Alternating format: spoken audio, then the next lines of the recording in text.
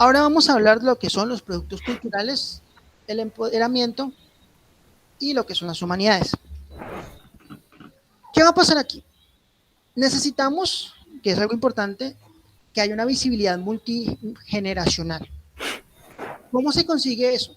Bueno, la primera solo aporta las ciencias humanas y las ciencias sociales, o las ciencias en general, a través de los procesos investigativos. Y además se da a través de las entrevistas. Ya. ¿Por qué son importantes las entrevistas? Porque es que uno de los problemas que, por ejemplo, tiene el caso de Barranquilla, vuelvo y repito, es el caso con el que más familiarizado estoy, es que como está la idea de cultura espontánea, se presume que las cosas nacen y mueren, ya, pero que detrás de ellas no hay un proceso que las dio un origen, o sea, que las mantuvo en el centro o en la periferia o por fuera de la semiosfera. Entonces, si uno en su producto cultural, a través de las entrevistas, uno entrevista al abuelo, entrevista al papá, entrevista al hijo, uno puede establecer un contexto que permita entender X periodo, ¿ya? Y puede ser inclusive temporal, pero si deja ver, por ejemplo, información que uno puede ir a contrastar, por ejemplo, en el periódico, puede preguntarle a más gente.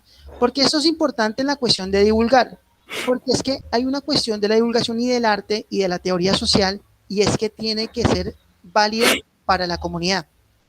Ya, si no es válida para la comunidad, entonces no tendría sentido, digamos, divulgarla, porque va a haber una reacción opuesta. Entonces las personas no la van a abrazar ni no les va a permitir pensar, sino que la van a ver como, van a ver de manera reaccionaria, o sea, como algo que atenta contra sus costumbres, contra lo que tenían pensado.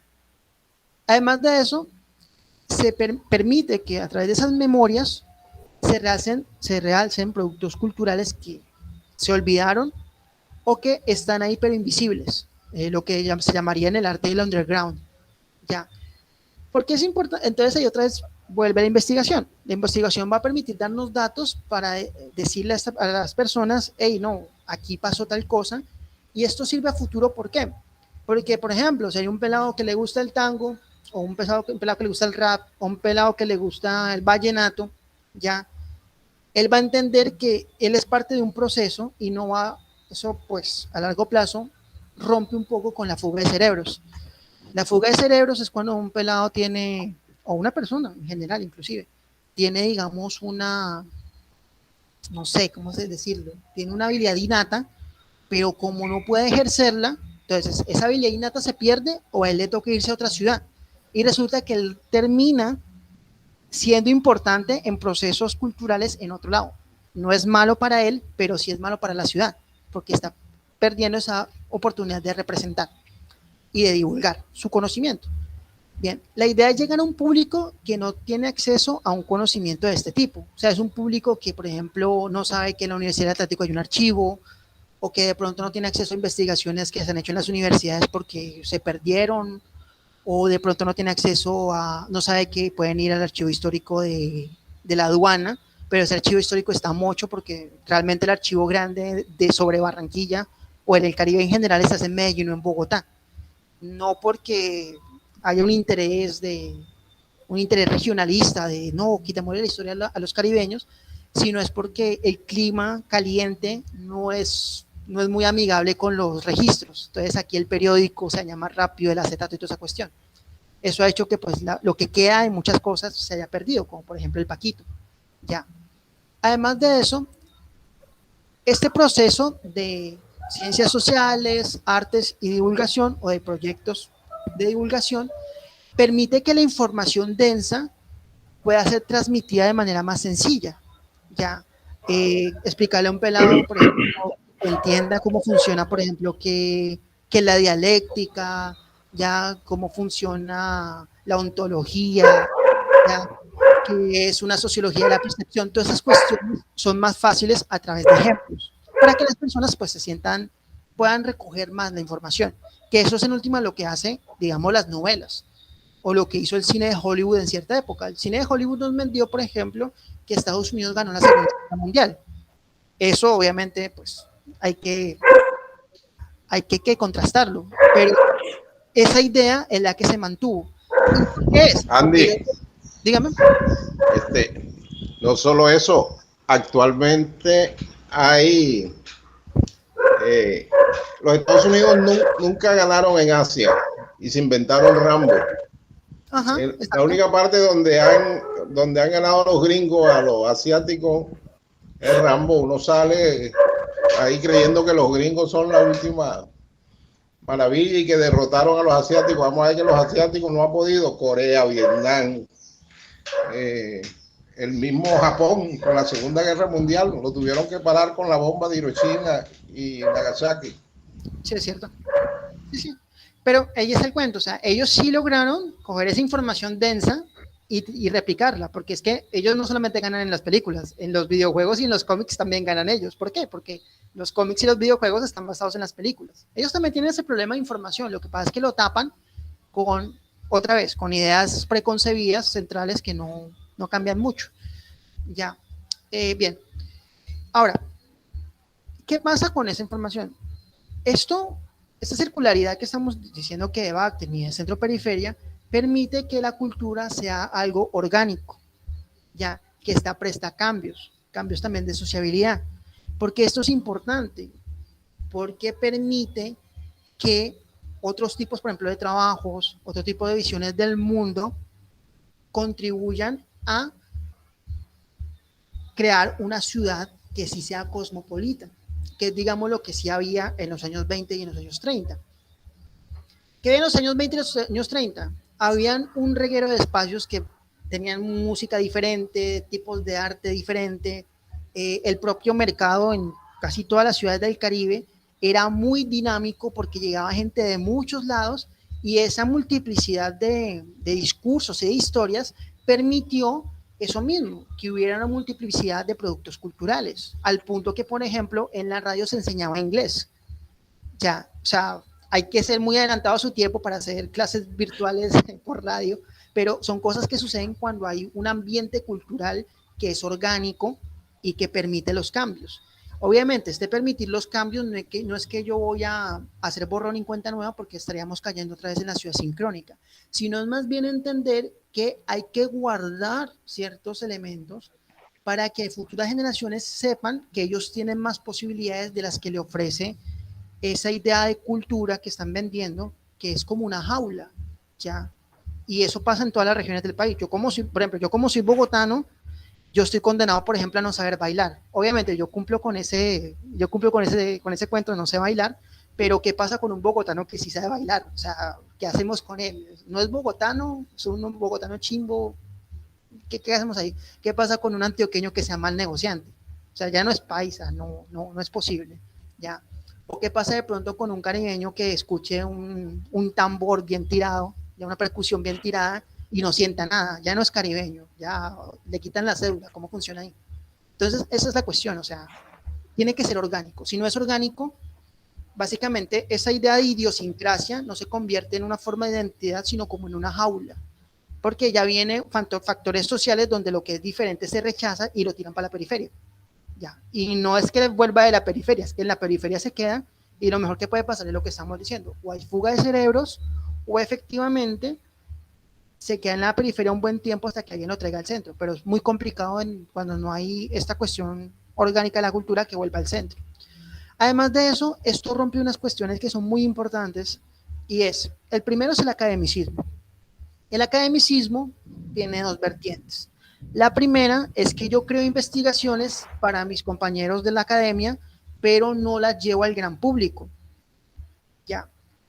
Esto es muy normal porque ustedes saben también que hay una cuestión fuerte con la academia, que es la cuestión de capitalizar el conocimiento. Ya, creo que se llama neoliberalismo intelectual, algo así. Eso me lo podrán corregir porque hace poquito es que estoy leyendo sobre eso, entonces no lo domino. El punto es que hay una cuestión de tráfico de información ya que resulta en otros sitios y toda la cuestión, pero no resulta en la sociedad que es básicamente le está dando plata a esos centros de investigación para que esa información llegue a la gente. Entonces, ahí volvemos otra vez a la idea de, por ejemplo, en Barranquilla no hay nada, no es porque no haya nada, es porque no se ha divulgado todo ese reguero de investigaciones que están allá en Anaqueles o que simplemente los investigadores las tienen en Cielo o en Redalic y ahí están bien para que otro investigador la coja y haga lo mismo. nada con la información tiene que llegar a la gente. Entonces es romper ese academicismo. Y en la otra parte del academicismo que se intenta romper con la divulgación es la apatía. ¿Cuál es la apatía? La apatía es que yo ya me gano 3 millones de pesos mensuales, por lo tanto ya hice lo que tengo que hacer. Entonces no hay una divulgación real. De pronto hay una divulgación, pero es cuando ya, por ejemplo, tienen un puesto en extensión y dicen, bueno, va a hacer un YouTube, pero no le meten la ficha al YouTube, el YouTube dura unos 2, 3 meses y se acabó el YouTube. Entonces es como un pañito de agua tibia para llenar un requisito y ya. Entonces el academicismo se está volviendo un problema en ciudad, bueno, por lo menos en el caso de Barranquilla, porque la gente no tiene acceso a ese reguero de información que debería tener acceso. El otro son las élites intelectuales. El rompimiento con las élites intelectuales se debe dar, ¿por qué? Porque son círculos cerrados. El teatro dejó de ser para el pueblo, el teatro se convirtió en un grupo de gente que hace teatro y de gestores, los gestores también entran aquí, ¿ya? Entonces, ¿qué hacen ellos? Ellos por lo general se vuelven cazadores de estímulos del gobierno. Ellos realmente por sí solos mueven muy poquita gente y esperan a que haya un estímulo de la alcaldía o del Ministerio de Cultura y ahí sí comienzan a sacar sus obras. Presentan su obra, murieron. ¿Qué pasa con esto? Como no hay una interconexión, no hay una relación entre la gente, la comunidad y la gente que hace arte o con los gestores culturales, lo que se hace es que realmente la gente no entiende muy bien cómo funciona el arte. Y lo que hacen es que lo relacionan con ciertos espacios y con cierta gente. Entonces se rompe la circularidad cultural. Entonces, por ejemplo, decirle a un pelado, por ejemplo, de Rebolo, que vamos a ver una obra de teatro, al man le va a dar una pereza ni le dijo madre. ¿Ya? Porque no está educado para entender y para aguantar una obra de teatro. Ya, primero eso. Segundo, las obras de teatro como son un círculo pequeño, entonces se quedan en familiares, en algunos amigos que van a la obra de teatro. Y ahí es donde viene la otra cuestión. En Barranquilla no hay nada, pero en Barranquilla no hay cultura porque no me apoyan mi arte, pero yo no hago lo posible para que mi arte llegue a gran público, aparte de hacer un flyer y montarlo en Facebook. Eso es un proceso largo, que hay que estar presente casi todo el año, tiene que haber una red cultural, todo el cuento. Pero esa red cultural la tiene que entender la comunidad. ¿Cómo se logra eso? A través de la divulgación. ¿Cómo yo logro traer a la gente a través de la divulgación? Bueno, uno contrata a un antropólogo, a un sociólogo, a un historiador. Hey, venga, yo quiero hacer una obra de teatro. En el arte hay una cosa que llama el núcleo emocional. El núcleo emocional es como yo cuento una historia que sea poderosa. Entonces, por ejemplo, la historia de un niño que salva a su perro, o la historia de un papá que quiere ayudar a sus hijos y se sacrifica, o la historia de un amor juvenil. Todo ese tipo de cosas son núcleos emocionales, ¿ya? ¿Por qué? Porque son atemporales. Es decir, yo puedo encontrar ejemplos, por ejemplo, de una mujer empoderada que salvó un imperio, porque hay casos con los piratas, hay casos con los chinos, hay casos con los griegos, hay casos en Medio Oriente, hay casos indígenas, existen, ¿ya? Pero eso digamos que son las fichas. Eso yo tengo que ponerlo en una mesa. ¿Cuál es la mesa? El conocimiento histórico. Entonces, por ejemplo, no, ¿qué tal? Yo quiero hacer una historia sobre Romeo y Julieta, a la barranquillera, listo. Entonces uno contrata al antropólogo y tal. Uno llega y dice, bueno, yo creo que una historia Romeo y Julieta podría ser chévere en los 60s. Entonces uno comienza a recopilar información de los 60s, vestuario y toda esa cuestión, ¿ya? Uno va y averigua con gente del norte cómo recordaban ellos los 60 en el norte y cómo en el sur, ya, y uno arma una cuestión que sea comunal. Al momento que yo la vaya a sacar, ya ellos se sientan representados a través de ese estilo de arte. ¿Ya? No, que es que no, ellos no leen Shakespeare, no leen a Lorca. Bueno, entonces hagamos que llegue Lorca y Shakespeare al gran público. ¿Ya? No, pero es que se pierde la capacidad de representación. Para eso se supone que hay 3 personas, una que se encarga de lo económico, que es el gestor de proyectos, para alguien que se encarga de la cuestión teórica, que es el humanista o el científico social, y hay alguien del arte que se encarga de que sea visualmente atractivo, ya, o que pase a través de la sensibilidad. Bien. Y por último, está la limitación del aula. No es que se acabe el aula, es que el aula tiene que ir más allá de los muros. Es decir, que si yo al pelado le enseño, por ejemplo, la batalla de Maracaibo, ya no se queden que yo le di una clase sobre la batalla de Maracaibo, sino que yo pueda crear espacios donde él siga viendo que efectivamente pasó la batalla de Maracaibo ¿Y por qué le va a servir eso? Porque él sí va a entender y va a ser, cuando se conmemore o se celebre la independencia, ellos no van a decir, no, es que eso es una celebración cachaca, sino que van a decir, no, venga, pero la batalla de Maracaibo, tal cosa pasó, ta, ta, ta, ta.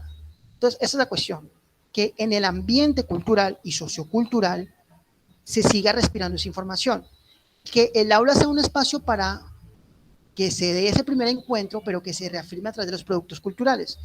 Eso de alguna forma lo hicieron bien los soviéticos, porque ellos, bueno, no los soviéticos, en general los países que son comunistas o que son socialistas, perdón, ellos entienden bien eso. Ellos hablan de revolución en el aula y en la calle siguen hablando de revolución y es revolución las 24 horas al día. Es con el tiempo se pierde la idea de revolución, pero digamos que ellos entienden cómo llevar esa idea de revolución al gran público. Lo mismo pasa con los gringos y su idea de libertad. Se corrompe porque no permiten una cultura orgánica donde esa libertad no se quede en un tiempo histórico, sino que se retroalimente. Y que ellos puedan decir, no, el abuelo, por ejemplo, no, en la época de mi abuelo la libertad era esto, pero en mi época la libertad es esto. Ellos tienen ese problema. Pero digamos que ese ambiente que del aula se pasa al ambiente cultural, eso sí lo tienen muy bien esos países. Ahora falta mirar en la modernidad de nosotros cómo se pueden dar esos espacios. Por ejemplo, en Colombia en general no somos una cultura de la lectura, nosotros somos una cultura de la palabra. La palabra tiene mucha fuerza, digamos, en la cultura colombiana en general, ¿ya? Que de hecho, y también tiene que ver algo con la pereza, ya, eso no lo voy a negar, pero nosotros tenemos más facilidad por escuchar a un cuentero, de pronto por escuchar música, que por leer una obra, por leer una dramaturgia o de leer literatura, ¿ya? Ese proceso para llegar a la literatura también tiene que ser mediante divulgación. Y por último, esto tiene que ir en acompañamiento por parte de los estudios de centros especializados, sean universidades, sea el SENA, sean las casas de la cultura, sean los propios artistas, los propios científicos sociales y demás elementos de la sociedad. ¿Por qué? Porque esto no es posible con grupos que estén separados uno del otro. Esto es posible solamente mediante una red cultural. Y una red cultural me refiero que lo que se haga sea en pro de la comunidad, no una red donde se haga todo para llenar una hoja de vida y que de pronto en un partido político ellos puedan tener, digamos, una importancia, porque también eso es un problema. Ya, como la política está por encima de la cultura, entonces mucha gente, no, yo hacen un proceso de divulgación con mi barrio y tal y todo el cuento, hacen el proceso, se olvidan del barrio y uno los ve en el Senado o en la Cámara de Representantes allá ganando plata y está bien, pero lo malo es que se olvidan del pueblo, se olvidan de la comunidad. Pero también sucede que si yo pongo por encima la economía, entonces resulta que se vuelven excelentes gestores culturales y se vuelven son cazadores de fenómenos culturales. ¿Ya? Entonces, no hay una convocatoria en tal empresa y tal cuenta. Entonces ellos llegan, llevan su proyecto cultural, entrevistan a todo el mundo, se ganan la plata, dejan ahí el documental, dejan ahí la investigación y se pierden porque se van a buscar otro fenómeno. Entonces dejan a la comunidad abandonada y ahí es donde viene el otro problema, que cuando la cultura la ponen por encima de la economía y por encima de la política, entonces hay una apatía por la política, porque igual todos roban, yo ¿por qué voy a votar si yo necesito es trabajar? No importa el que gane, igual yo tengo que trabajar todos los días, porque eso es lo que dicen por lo general. Entonces, ¿cuál es la idea cultural ahí? La idea cultural ahí es que hay una pérdida sobre la construcción de la política. La política también tiene una construcción cultural. Pero si se pone la cultura sobre la economía, vamos a tener esos procesos donde tenemos gente que es muy buena en ciertos tipos de arte, pero la resulta siendo casi que gratis. No tiene una capacidad de poder mandarla al gran público y para él está bien porque él está metido en el cuento de soy artista o otro tipo de ideas que lo que hacen es romper esa posible red cultural. Entonces, cuando nosotros hablamos de que un país tiene a Hollywood o que tiene avanzado el teatro, el cine, la literatura, la arquitectura y toda esa cuestión, estamos hablando de un país que entiende cómo se mueven esos tres elementos y crean redes de sociabilidad basadas en ellos. Bien, al lado derecho tenemos Persépolis, de Marjane Satrapi.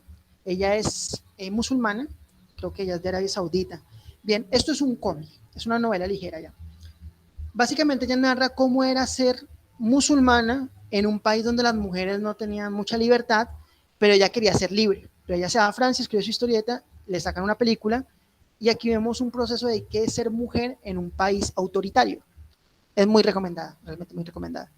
¿Qué nos muestra aquí? Feminismo, teoría, divulgación, película, cómic, gestión. La gestión la hizo el Festival de Cannes, porque ese es un espacio de visibilidad muy grande, por cierto. Bien. Al lado izquierdo tenemos la saga.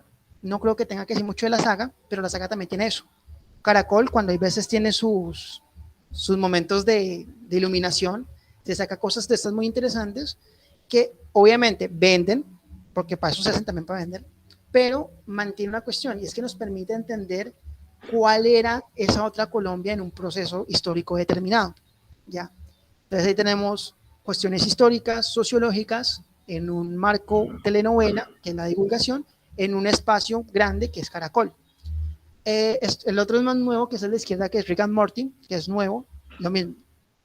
Aquí hay una cuestión, aquí no es que tenga una intención filosófica o psicológica, pero de él se puede desprender. Por eso es importante, digamos, el científico social. Bueno, eso de científico social también está, dejémoslo en que sí existe. ¿Por qué existe el científico social? Porque hay veces los artistas hacen cosas que no tienen, digamos, que como que una intención educativa, simplemente ellos quieren hacer su arte y ya, pero que cuando nosotros tenemos ciertas lecturas encima, podemos identificar cosas que sirven para divulgar. Ya, eso es un ejemplo. Sucede, por ejemplo, con ciertas películas de Disney. Hay cosas de ciertas películas de Disney que sirven para divulgar. Lo mismo pasa con algunas animes, con algunas novelas, algunas películas. Lo que hablábamos ahorita el profesor de Rambo, eso sirve para analizar y divulgar. ¿Qué se puede divulgar ahí? Cómo el nacionalismo daña la divulgación, por ejemplo, ¿ya? O, por ejemplo, las masculinidades, como en la década de los 80 se vendía una masculinidad de hombres hiperfuertes, con armas fuertes, con chicas sexys, y como, por ejemplo, en los 2000 ya no eran tan piñudos los manes, sino ya eran manes flaquitos, finitos, así como con rasgos más femeninos. Entonces, dependiendo del marco o las lecturas que uno tenga encima, uno puede utilizar ciertos productos que no son divulgativos para divulgar cosas. Ya, Rick and Morty del 2013, se lo recomiendo también. Un ejemplo de Disney, Disney es fundamental en la divulgación de mitología. Ya, si bien ellos no se apegan a la mitología, sí permiten que uno tenga, digamos, un acercamiento a la mitología. Y bueno, con eso concluiríamos lo que vendrían a ser los productos culturales, su importancia divulgativa y la cuestión educacional. Muchas gracias.